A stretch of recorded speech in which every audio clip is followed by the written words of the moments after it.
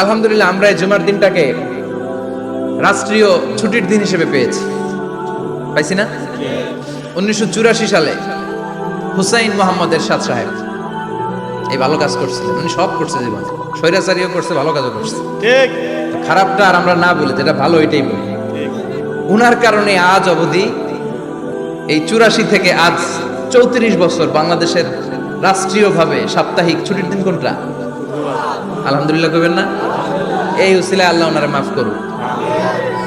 পৃথিবীর অনেক দেশে কিন্তু শুক্রবার ছুটির দিন না। আমি বছরের বেশিরভাগ সময় মালয়েশিয়াতে থাকি। মালয়েশিয়ার সাপ্তাহিক ছুটির দিন রবিবার। খ্রিস্টানদের সাথে অনেক বিজনেস তাদের মেনটেন করতে হয়, তো তারা যদি শুক্রবারে ছুটির দিন করে তাহলে সপ্তাহে 2 দিন ব্যবসা বাণিজ্য কাটা পড়ে যায়। নিজেদের কারণে শুক্রবার বন্ধ, যাদের সাথে বিজনেস ওদের কারণে রবিবার বন্ধ। আমরা আলহামদুলিল্লাহ আল্লাহর দেয় পবিত্র দিনটাতে পেয়েছি জুমাবার। আলহামদুলিল্লাহ পড়েন। আলহামদুলিল্লাহ। এজন্য বিশ্বনবী বললেন, খবরদার এদিনের নামাজ মিস করো না। মান তারাকা সালাসা জুমাইন তাহাউনান, গাফলতি করে টানা 3টা জুমা যে ব্যক্তি মিস করলো, তাবা আল্লাহু ফি কলবিহি, রব্বুল আলামিন ওই লোকটার অন্তরের মধ্যে মোহর মেরে দেয়। ওয়া কুতিবা ফি জুমরাতিল মুনাফিকিন, মুনাফিকদের খাতায় তার নাম তুলে দেয়। 3টা জুমা যদি কেউ মিস করে, 2টা পানিশমেন্ট। এক হচ্ছে তবে আল্লাহ ফি কলবি, আল্লাহ অন্তরে মোহর মেরে দেয়। ভালো কথা ভাল লাগে না, নামাজ ভাল লাগে না, আজান ভাল লাগে না, ইসলাম ভাল লাগে না, শুধু মৌজ মাস্তি ভাল লাগে, গান বাজনা ভাল লাগে, এরকম আছে না নাই? জুমার নামাজে যায় না। আরেকটা হলো কুতিবা মিনাল মুনাফিকিন, মুনাফিকদের খাতায় নাম তুলে দেয়। আল্লাহ হেফাজত করো। আরো জোরে পড়েন আমিন। আমিন। জুমার দিন আগে আগে মসজিদে আসবেন, ইনশাআল্লাহ। সবাই রাজি? ইনশাআল্লাহ। আসেন, আল্লাহ জুমার ব্যাপারে কি ওয়াজ আমাদেরকে করলেন আমরা শুনি। শুনতে রাজি? আল্লাহ বললেন, ইয়া আইয়ুহাল্লাযীনা আমানু ইযা নুদিয়া লিস-সালাতি মিন ইয়াউমিল জুমআতি ফাসআউ ইলা যিকরিল্লাহি ওয়া যারুল বাই', যালিকুম খায়রুল লাকুম ইন কুনতুম তা'লামুন। পড়েন না আল্লাহু আকবার। আল্লাহ বললেন, ও আমার মুমিন বান্দারা শোনো শোনো। আপনাদেরকে অ্যাড্রেস করে আল্লাহ বলছেন, ও আমার মুমিন বান্দারা শোনো, ইযা নুদিয়া লিস-সালাতি মিন ইয়াউমিল জুমআ, জুমার নামাজের আযান যখন দেয়া হয়, ফাসআউ ইলা যিকরিল্লাহ, আল্লাহর স্মরণে তোমরা ধাবিত হও। ওয়া যারুল বাই', কেনা বেচা বন্ধ করে দাও। যালিকুম খায়রুল লাকুম ইন কুনতুম তা'লামুন, এটাই তোমাদের জন্য কল্যাণ যদি তোমরা বুঝতে পারো। জুমার নামাজের আজান যখন হয়, ফাসআউ ইলা যিকরিল্লাহ, আল্লাহর স্মরণে তোমরা বের হয়ে যাও। আল্লাহু আকবার। ফাসআউ ইলা যিকরিল্লাহ ইযা নুদিয়া লিস-সালামি ইয়াউমিল জুমআ, জুমার নামাজের আজান যখন দেয়া হয় বের হয়ে যাও, তখন কোনো কাজ রাখা যাবে না। এই আজান দ্বারা উদ্দেশ্য হচ্ছে খতিব সাহেব খুতবা দেওয়ার জন্য মিম্বারে বসলে যে আজানটা দেয়া হয়, এই আজান। কথা বুঝতে পেরেছেন? কিন্তু দুর্ভাগ্যজনক হলে সত্য, আমাদের বাংলাদেশে এই আজানটা কেন যেন মুয়াজ্জিন ভাইরা ইমাম সাহেবের সামনে এসে আস্তে আস্তে দেয়, ছোট ছোট করে ইমাম সাহেবের মুখের উপরে দেয়, মাইকে দেয় না। এটা পাইছে কই? এটা যে কোত্থেকে ঢুকছে এক আল্লাহই ভালো জানে। আজান মানে অ্যানাউন্সমেন্ট। আজান মানে কি? কথা বলেন। অ্যানাউন্সমেন্ট কি জোরে হবে না আস্তে? তো সব আজান মাইকে এত সাউন্ড করে, এই আজানটা ইমাম সাহেবের মুখের সামনে এসে ছোট ছোট করে কেন দেয়? এটার কোনো দলিল আছে বলে আমার জানা নাই। এই আজানটা মাইকে হতে হবে। আমি পৃথিবীর যত দেশ ঘুরেছি, অনেক বড় বড় মসজিদে আমি জুমার সালাত করেছি, সব জায়গায় মক্কাতুল মুকাররমা সহ মসজিদে নববী সহ সব জায়গায় খতিব সাহেব জুমার মিম্বারে বসার পরে যে আজানটা দেয়া হয়, এটাও অন্যান্য আজানের মতো মাইকে দেয়া হয়। আল্লাহ বললেন, ইযা নুদিয়া লিস-সালামি ইয়াউমিল জুমআ, জুমার দিনের আজান যখন দেয়া হয়, এই আজান দ্বারা উদ্দেশ্য হচ্ছে খতিব বসলে যে আজান 12:30 12:15 দিকে যে আজান, এই আজান উদ্দেশ্য নয়। বিশ্বনবীর সময়ে এই 12:30 12:15 দিকে যে আজান ছিল, এটা ছিল না। বিশ্বনবীর সময় ছিল না, আবু বকরের সময় ছিল না, সাইয়েদনা ওমর ফারুকের সময় ছিল না। এটা চালু হয়েছে সাইয়েদনা উসমান যুন্নুরাইনের সময়। তখন মদিনাতে মানুষের সংখ্যা অনেক বেড়ে গিয়েছে, লোকজন আর জায়গা হয় না, মুসল্লিদের ঠাসাঠাসি। উনি ঘোষণা দিলেন, সুকে জাওরা, জাওরা নামক বিশাল একটা বাজার আছে, ঘোষণা দিলেন এখন থেকে ওই জায়গায় জুমার নামাজ হবে। মানুষ যেন আগ থেকে প্রস্তুতি নিয়ে আসতে পারে, এজন্য জাওরা নামক বাজারে উনি আর একটা আজান দেওয়ার প্রচলন করলেন। সুবহানাল্লাহ। সেখান থেকে আজ অবধি আমরা এই অতিরিক্ত আজানটা দিয়ে থাকি। এটা নবীর সুন্নাত না, এটা সাহাবীর সুন্নাত। বিশ্বনবীর সুন্নাহ মেনে নেওয়া যেমনি আবশ্যক, চার খলিফার থেকে পাওয়া সুন্নাতগুলো মেনে নেওয়া আবশ্যক। বিশ্বনবী বললেন আলাইকুম বিসুন্নতি ওয়া সুন্নাতিল খুলাফায়ে রাশিদিন আল মাহদিয়িন, আমার সুন্নাত ধরবা, হেদায়েত প্রাপ্ত চার খলিফার সুন্নাত ধরবা। কেমনে ধরবা? ইক্ষু চিনেন? ইক্ষু না গ্যান্ডারি নাকি আখ না কুশাই? হ্যাঁ, আখ, কাঁচা আখ খায় কি করে? এই সামনের দাঁত দিয়ে ভাঙে না? ওই সামনের দাঁত দিয়ে বলে ভাঙে, চাপার দাঁত দিয়ে, এই জায়গার দাঁত দিয়ে শক্ত করে ধরতে হয়। বিশ্বনবী বললেন আব্দু আলাইহা বিন নওয়াজিজ, আমার সুন্নাত আর সাহাবীদের সুন্নাতকে চাপার দাঁত দিয়ে আঁকড়ে ধরো, যাতে ছুটে না যায়। চিল্লায় পড়েন আল্লাহু আকবার। এটা সাইয়েদনা উসমানের সুন্নাত। বিশ্বনবী বললেন ইযা নুদিয়া লিস-সালাহ মিন ইয়াউমিল জুমআতি ফাসআউ ইলা যিকরিল্লাহ, জুমার দিনে আযান যখন দেয়া হয়, ফাসআউ ইলা যিকরিল্লাহ, আল্লাহর স্মরণের দিকে ধাবিত হও। দেরি করো না। দেরি করা যাবে? আযান হইলে কোনো কাজ রাখবেন? কোনো ব্যস্ততা থাকবে? কাজ একটাই, জুমার নামাজ। চিল্লায় বলেন কাজ একটাই, সেটা কি? আল্লাহ বললেন ফাসআউ, ফাসআউ এর শাব্দিক অর্থ হচ্ছে দৌড়াও। আসলে কি? তো এই দৌড়াও দিয়ে আসলে দৌড়াও বোঝানো হয়নি, এটা দ্বারা বোঝানো হয়েছে আল মুবাদারা ওয়াল ইহতিমাম, ইম্পর্টেন্স দেয়া, এমফাসাইজ করা, গুরুত্ব, গুরুত্বের সাথে আগে আগে প্রস্তুতি নাও। ফাসআউ দ্বারা দৌড়ানো বোঝানো হয়নি। প্রমাণ কি? কারণ বিশ্বনবী দৌড়ে দৌড়ে নামাজে যেতে নিষেধ করেছেন। বিশ্বনবী বলেছেন ইদা উকিমাতিস সালাহ, মনোযোগ দিয়ে শুনেন, ইদা উকিমাতিস সালাতু ফালা তাতুহা তাসআউন ওয়া আতুহা তামশুন আলাইকুম বিসাকিনা ফামা আদরাকতুম ফাসাল্লু ওয়া মা ফাতাকুম ফাতিমু, যখন নামাজ শুরু হয়ে যায় দৌড়ে দৌড়ে যাবে না।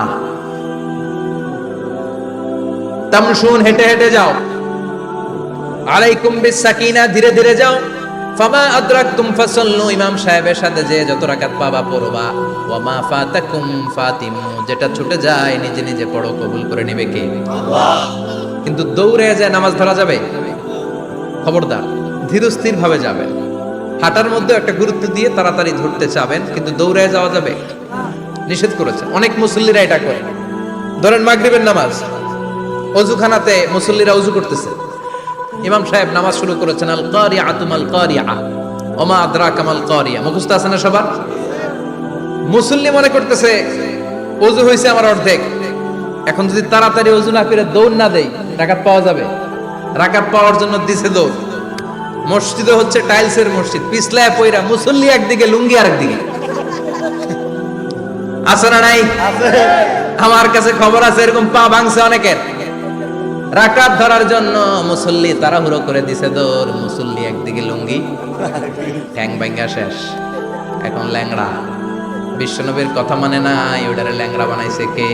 আল্লাহ। এজন্য বিশ্বনবী বললেন খবরদার দৌড়ে যাবে না, একামত হয়ে গেলে ধীরস্থির ভাবে যাও। কেননা দৌড়ে দৌড়ে আপনি কার দরবারে যাবেন? উনি তো সব রাজার বড় রাজা, মহারাজা। মহারাজার দরবারে তাড়াহুড়ো করা যায় নাকি? না। ফিট হয়ে কাপড় চোপড় পরে আতর টাতর মেখে ধীরস্থির ভাবে যাবেন। দৌড়ে গেলে আপনার হার্টবিট বেড়ে যাবে, আপনার ব্রেথ ইন ব্রেথ আউট, শ্বাস প্রশ্বাস বেড়ে যাবে। তো হাঁপানির চোটে তো আপনি হাঁপাতে থাকবেন। আপনি তাহিয়া পড়বেন কখন, তাসবিহ পড়বেন কখন, আল্লাহর প্রশংসা করবেন কখন? চিল্লা এখন ঠিক কিনা? এজন্য আল্লাহ বললেন ফাসআউ ইলা যিকরিল্লাহ, জুমার নামাজের আযান যখন হয়ে যায় তোমরা আল্লাহর জিকিরের দিকে ধাবিত হও। যিকরিল্লাহ, আল্লাহর স্মরণ। জিকির মানে কি? আল্লাহর স্মরণ। কিন্তু এই জিকির দ্বারা এই আয়াতের উদ্দেশ্য হচ্ছে আল খুতবাতাইন, জুমার দুই খুতবা। জুমার জিকিরের অনেক অর্থ আছে। জিকির মানে সালাত, জিকির মানে কোরআন, জিকির মানে ওয়াজ, জিকির মানে সম্মান। আবার জিকির মানে জুমার দুই খুতবা। আবার জিকির মানে সুবহানাল্লাহ, আলহামদুলিল্লাহ, লা ইলাহা ইল্লাল্লাহ, সুবহানাল্লাহ, আলহামদুলিল্লাহ, লা ইলাহা ইল্লাল্লাহ, মুহাম্মাদুর রাসূলুল্লাহ সাল্লাল্লাহু। এটাও জিকির। সুবহানাল্লাহ, আলহামদুলিল্লাহ, আল্লাহু আকবার। এই তিন জিকিরের চেয়ে শ্রেষ্ঠ কোনো জিকির আছে? কথা কন। বিশ্বনবী প্রত্যেক ফরজ নামাজের পরে সুবহানাল্লাহ 33 বার, আলহামদুলিল্লাহ 33 বার, আল্লাহু আকবার 34 বার পড়তেন। রাজি আছেন? সবাই পড়তে রাজি আছেন? ইনশাআল্লাহ। লাফালাফি করবেন না তো, ঘাড় বাঁকা করবেন না তো, হুই হুই করে চিল্লাফাল্লা করা যাবে? জিকিরের মধ্যে সৌন্দর্য আছে না নাই? আল্লাহ নিজেও সুন্দর, আল্লাহর কাছে যেটা আমরা পেশ করব সবটাই সুন্দরভাবে পেশ করতে হয়। চিল্লা এখন ঠিক কিনা? তার মানে জিকিরের অনেক অর্থ। জিকিরের এক অর্থ হলো কোরআন। জিকিরের এক অর্থ কি? কোরআন। আপনি যখন কোরআন পড়েন তখন জিকির করেন কার? আল্লাহ। কথা বলেন। আবার আপনি যখন নামাজ পড়েন জিকির করেন কার? আবার আপনি যখন লা ইলাহা ইল্লাল্লাহ এটা পড়েন জিকির করেন কার? ঝিনুকের ভেতর লুকিয়ে থাকে যেমন মতি, ঝিনুকের ভেতর লুকিয়ে থাকে যেমন মতি, কালমা শাহাদাতে আছে আল্লাহর জ্যোতি, কালমা শাহাদাতে আছে আল্লাহর জ্যোতি। পড়েন সুবহানাল্লাহ। সুবহানাল্লাহ। লা ইলাহা ইল্লাল্লাহ সবচেয়ে শ্রেষ্ঠ জিকির। সাইয়েদনা মুসা আলাইহিস সালাম আল্লাহরে বললেন, আল্লাহ আল্লিমনি যিকরান, আপনি আমার এমন একটা জিকির শিখায়া দেন, লা ইয়ালামুহা ইল্লা আনতা ওয়া আনা, যে জিকিরটার শব্দ আপনি আর আমি ছাড়া কেউ জানবে না। সুবহানাল্লাহ। দুনিয়াতে যত অদ্ভুত অদ্ভুত প্রশ্ন ছিল ওনার, বিভিন্ন বিষয়ে আল্লাহরে প্রশ্ন করতেন। আল্লাহরে বললেন, আল্লাহ আল্লিমনি কালিমাতান, আল্লিমনি যিকরান লা ইয়ালামুহা ইল্লা আনতা ওয়া আনা, ও আল্লাহ এমন একটা জিকির আমারে শিখান, দিনে রাতে সব সময় এই জিকির আমি করব, আপনারে ডাকবো, কিন্তু শর্ত হলো এই জিকিরটা জানবে শুধু আপনি আর জানবে শুধু আমি, কেউ জানবে। আল্লাহ বললেন, মুসা পড়ো লা ইলাহা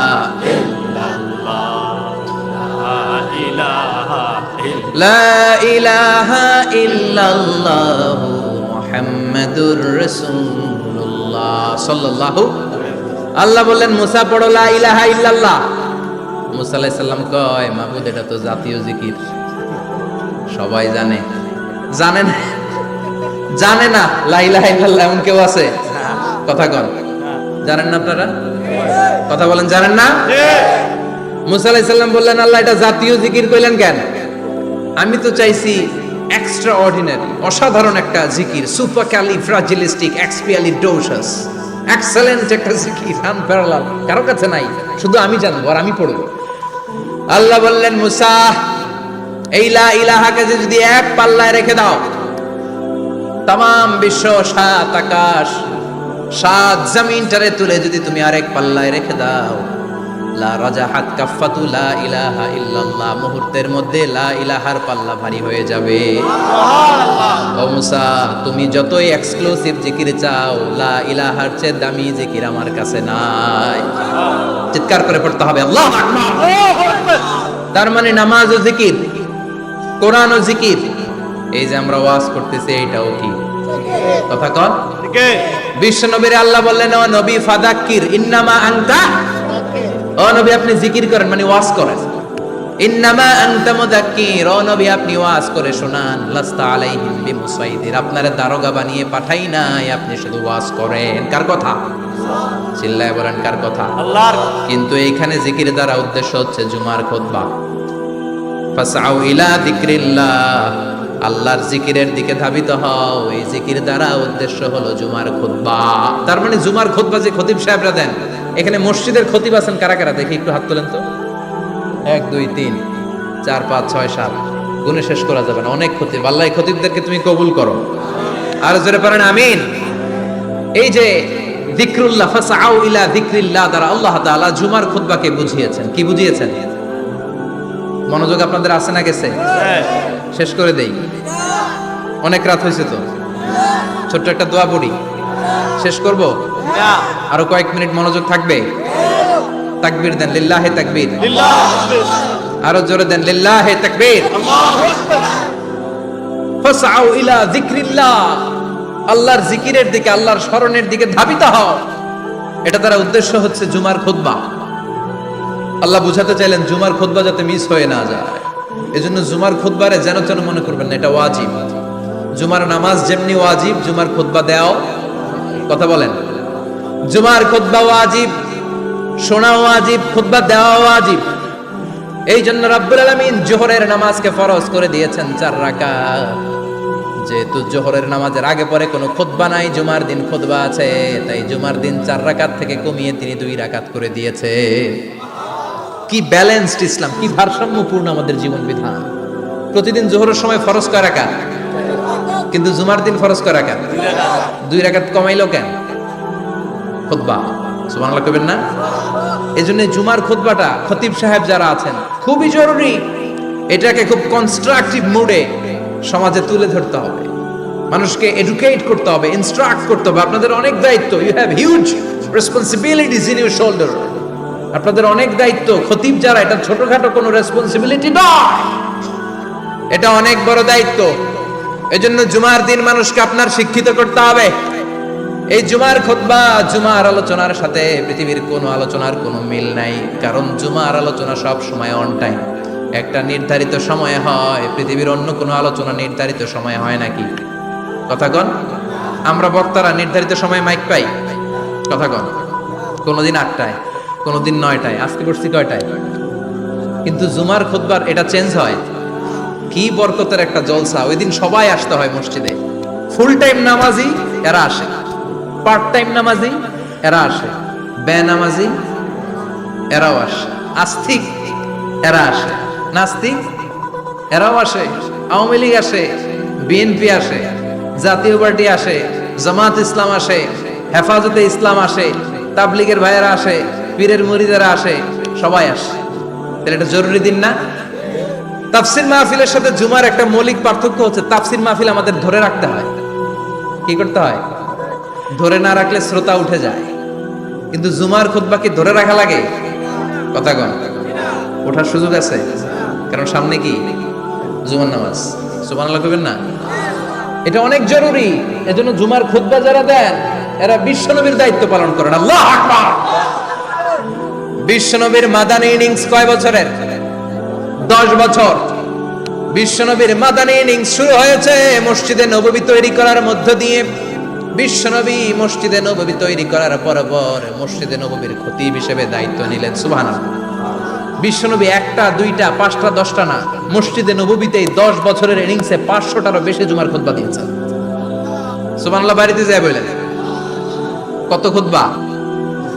500রও বেশি খুতবা দিয়েছে। মদিনার সমাজটা এমনি জান্নাতি সমাজ হয় না, মদিনার সোসাইটিটাকে জান্নাতি সমাজ বানানোর জন্য বিশ্বনবীকে 500টা বক্তব্য দিতে হয়েছে। চিল্লায় পড়েন আল্লাহু আকবার। প্রতি সপ্তাহে যে আয়াতগুলো নাজিল হতো বিশ্বনবী এগুলো নিয়ে কথা বলতেন। এই সপ্তাহে যে সমস্ত আয়াতগুলো নাজিল হলো ওই আয়াতগুলো নিয়ে বিশ্বনবী জুমার দিন খুতবার মধ্যে কথা বলতেন। এই সপ্তাহের মধ্যে রাষ্ট্রীয় যত ক্রাইসিস আছে এই সমস্যাগুলো নিয়ে বলতেন। এই সপ্তাহে সমাজের মধ্যে বড় বড় যত ঘটনাগুলো ঘটে গেল এগুলো নিয়ে বিশ্বনবী জুমার দিন কথা বলতেন। সুবহানাল্লাহ। যেন খতিব যারা আছেন জুমার আলোচনাটা অনেক কনস্ট্রাকটিভ, ফ্রুটফুল হতে হবে, কোরআনের আলোকে হতে হবে।